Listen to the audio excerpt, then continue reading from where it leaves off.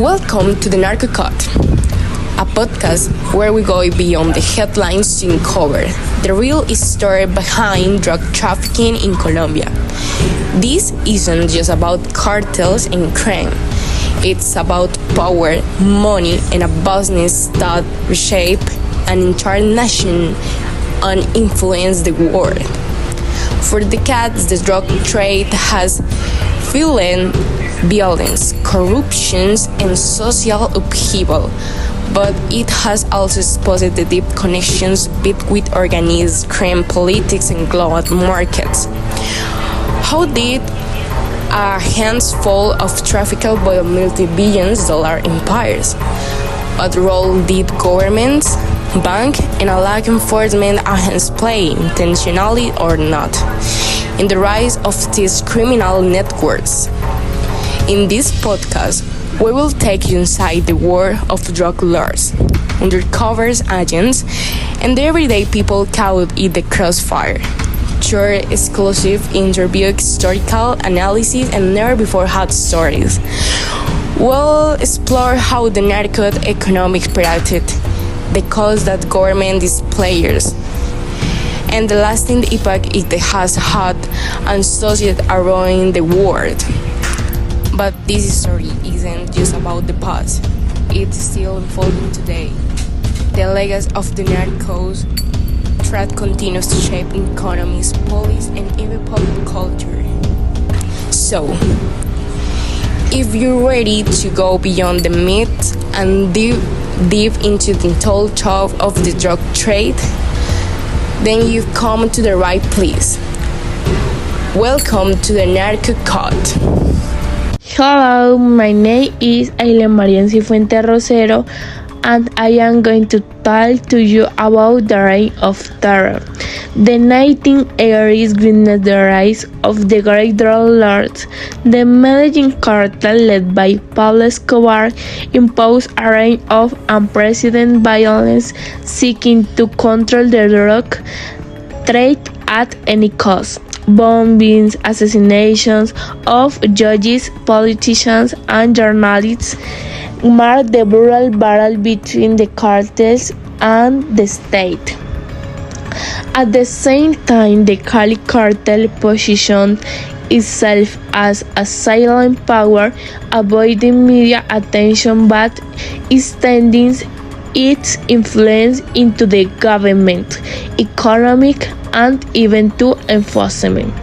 Unlike Escobar's violent tactics, the Cali cartel operated through corruption and strategic alliances, ensuring its reach remained largely undisturbed.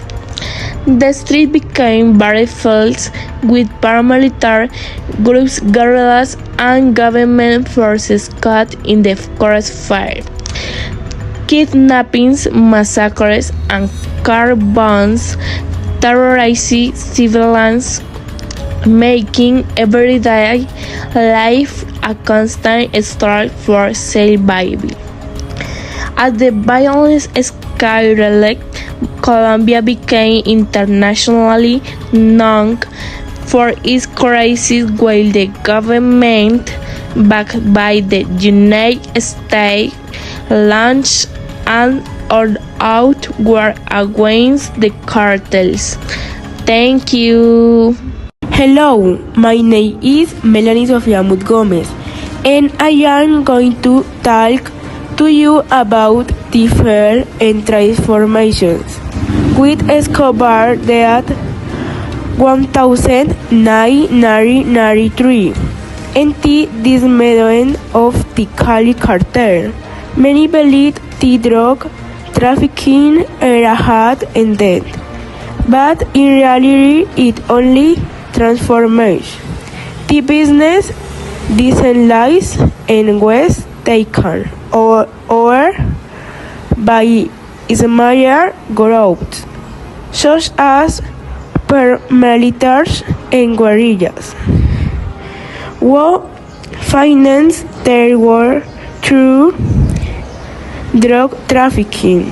New gangs emerged like los rastrosos and los urbareños, keeping the business alive and adapting trafficking routes to reach markets in Europe and Asia. The global expansion of drug trafficking after Colombia's cartel fall. Mexican groups like Sinaloa took over. They now controls labs and trafficking routes. Demand for fentanyl and meth has grown with new routes through Africa and the Caribbean. This makes drug trafficking more violent and are there to stop. Drug trafficking is a standby.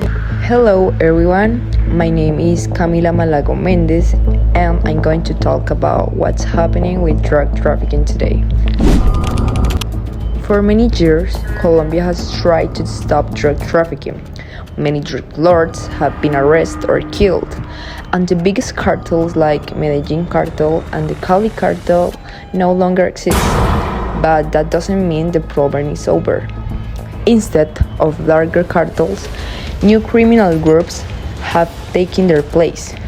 These groups operate in different regions, making them harder to track and stop. They no longer work in one big organization, but in smaller networks, using new technology and secret routes to continue the drug trade. Some even work with international mafias to transport drugs to markets in North America, Europe, and even Asia.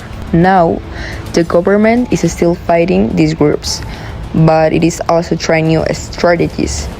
One of the biggest efforts is helping farmers grow legal crops instead of coca, so they don't have to rely on the drug trade to survive. There are also international agreements where other countries work with Colombia to stop drug trafficking and reduce drug use. The fight against drugs is no longer just Colombia's problem. It's a global issue that requires cooperation from many nations. The truth is, the problem is not over yet. Colombia has made progress by capturing drug lords, smuggling cartels, and reducing violence. But drug trafficking is a still big issue. These groups always find new ways to keep the business going. As long as there is a demand for drugs, the problem will continue.